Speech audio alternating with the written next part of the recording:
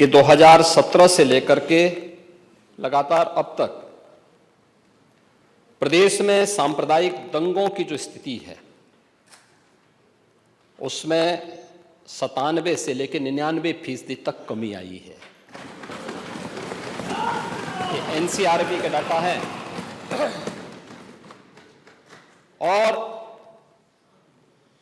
जो दो जिसको वास्तव में आप दंगे कहते हैं, ये दंगे उत्तर प्रदेश में 2017 से लेकर के अब तक नहीं हुए हैं। और मैं वही आपके पिछले कार्यकाल के दौरान बताता हूं, 2012 से 2017 के बीच में, ये भी एनसीआरबी के ही डाटा है, प्रदेश में 815 सांप्रदायिक दंगे हुए और 192 लोगों की मौत उसमें हुई है। मैं उस पर चर्चा करूंगा। उससे पहले भी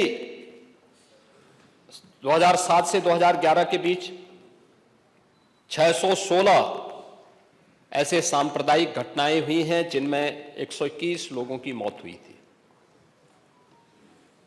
महोदय, जो बात यहां पर माननीय सदस्य शेखबाल महबूब ने संबल के बारे में लिखा, माननीय सदस्य कुंवर रघुराज प्रताप सिंह जी ने यह बात बहुत स्पष्ट की कि हम तथ्यों को छुपा करके कब तक जनता को गुमराह करेंगे। हर व्यक्ति जानता है कि माननीय न्यायालय के आदेश पे सर्वे का कार्य हो रहा था और सर्वे हो रहा था। दूसरा, मैं आपसे पूछना चाहता हूं, आप पश्चिम में जाएंगे, पता नहीं आप कैसे हैं, आपके पूर्वज भी हो सकता है, और पश्चिम उत्तर प्रदेश के हमारे सभी लोग अपने सामान्य संबोधन में राम राम ही कहते हैं। तो जय श्री राम कहां से सांप्रदायिक संबोधन हो गया? कहां से सांप्रदायिक संबोधन हो गया? हमारे यहां हम जगते हैं, राम ही राम बोलते हैं, मिलते हैं, राम राम का संबोधन होता है, और अंतिम यात्रा में विदा करते हैं तब भी राम नाम सत्य है ही बोलते हैं। राम के बगैर तो हमारा कोई काम ही नहीं है। और अगर जय श्री राम किसी ने बोली दिया तो इसमें उत्तेजना का मतलब, ये नियत आप समझ सकते हैं उस नियत को। ये चढ़ाने वाला नहीं है, ये चढ़ाने वाला नहीं है, ये चढ़ाने वाला नहीं है। एक दूसरा, आपने कुंदरकी की जीत को वोट की लूट बताया। आप एक सदस्य का अपमान कर रहे हैं। आपके सदस्य की तो जमानत जब्त हो गई वहां पे। और क्या ये सच नहीं है? इस समय तो आज डिजिटल मीडिया का है। वहां का पठान, वहां का शेख सब कह रहे साहब हमारे पूर्वज तो हिंदू थे और आप भी, आपके पूर्वज भी हिंदू थे। क्या ये सच नहीं है? और क्या ये सच नहीं है कि देशी और विदेशी मुसलमानों की आपसी भिड़ंत है जो वर्षों की लड़ाई को लेकर के वहां चल रहा है?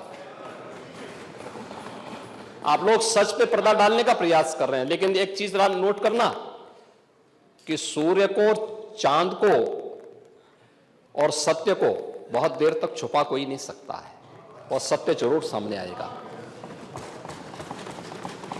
और उसी सत्य के बारे में कहा जा रहा है। नेता प्रतिपक्ष कह रहे थे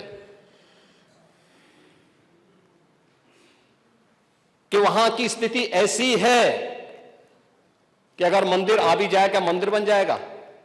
मैं कहता हूं, ये तो बाबरनामा भी कहता है कि हर मंदिर को तोड़ करके एक ढांचा खड़ा किया गया। आप तो एक श्रेष्ठ ब्राह्मण कुल में आपने जन्म लिया है। आप तो भारत के पुराणों की परंपरा पर विश्वास करते हैं।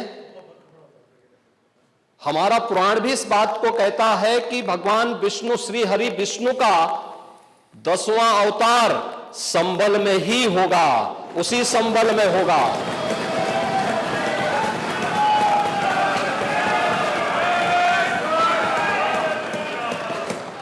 और यह तो केवल सर्वे की बात थी। माननीय न्यायालय के आदेश पर जिलाधिकारी का मतलब जिले का एडमिनिस्ट्रेटिव हेड, पुलिस अधीक्षक उस जिले की पुलिस फोर्स का मुखिया है। इनका दायित्व है कि एक शांतिपूर्ण तरीके से किसी सर्वे के कार्यक्रम को वहां पे संपन्न करना, माननीय न्यायालय के आदेश को अक्षरशः अनुपालन करना। और सर्वे 19 नवंबर को भी हुआ, 21 नवंबर को भी हुआ, 24 नवंबर को भी सर्वे का कार्य चल रहा था। क्या यह संभव है? नहीं, 21 को संपन्न नहीं हुआ था। ये लगातार सर्वे का काम चल रहा था और सर्वे के कार्य के दौरान पहले 2 दिन कोई भी शांति भंग नहीं हुई।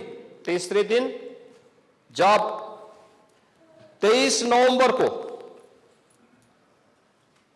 जुमे की नमाज के पहले और जुमे की नमाज के दौरान जिस प्रकार की तकरीरें दी गईं,